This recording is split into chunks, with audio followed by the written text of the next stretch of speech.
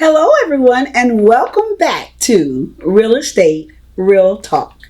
Today I'm here with Sarah, who's always with me, and today I also have Sharday Harrell. She's in our guest realtor seat.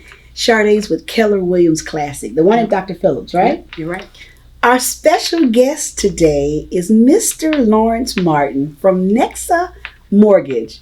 Glad to be here. Thank you so much for coming, because today's subject is a hard one for me. Oh, yeah.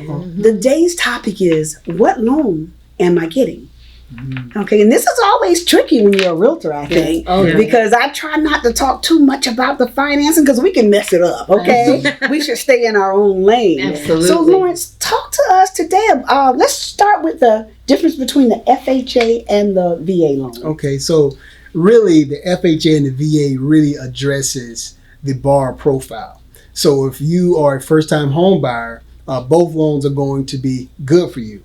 Now, if you are a veteran, of course, the VA loan is going to be a lot better because it's a lower barrier to entry. Typically, the down payment for FHA is 3.5% of the loan amount, the purchase price, and the VA loan doesn't have a down payment at all. So the barrier to entry for the VA is the best loan. Is going to have very competitive interest rates. And also you can get seller concessions on both loans. But the difference between the two is really the down payment. You don't have a down payment with the VA loan. Hey, Lawerence, you actually mentioned something about barrier to entry or entry. Yes. I'm not familiar with that term. Can you kind of explain that a little bit? Yeah, more? okay. So a barrier to entry means that there are less guidelines and there may be less that you need to do to get into the loan itself. So for example, like when we mentioned the FHA, you're only going to need 3.5% to put down. Okay, that's the significance if you're comparing it to another loan type where you need more money to put down. But if you're going with the veteran or the VA loan, you don't need any money to put down on that. All you need to do is just have your closing costs. So it's an easier loan to get into. Well, if my person is not a veteran, that's normally what I'm going to propose to them, is that we should do an FHA. Right. So my question, I guess, is what does it take to get into an FHA loan?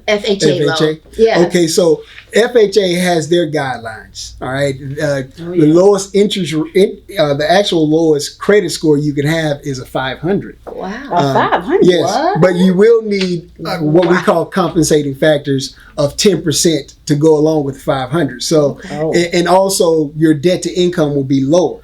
Right. Yeah. So if you're going to have a 500 credit score, there are other factors that need to be take out the risk in the loan process.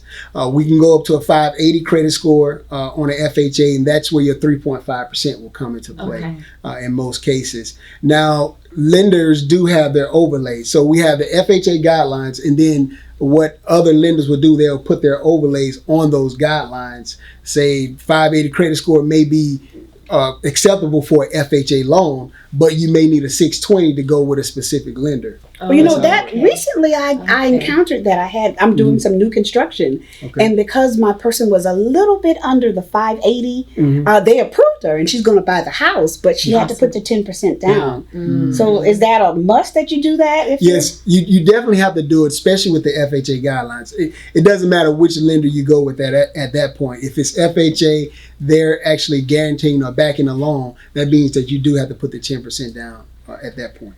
Okay, well, I guess my next question is about the VA loan. Do I have to be a veteran, or could my parents be veterans and I could still qualify? No, you would either have to be veteran or married to a veteran. Okay. That's how that works. Okay. So. Okay. Well, I am the queen of doing the VA loans. I really like that. You know what? We're going to come back and talk some more about this loan process, because it's really tricky. I'm so glad you're here. Yeah. So join us next time. If you want the rest of Lawerence's questions and his answers, you got to join us next week on Real Estate Real Talk. Thank you. Bye-bye.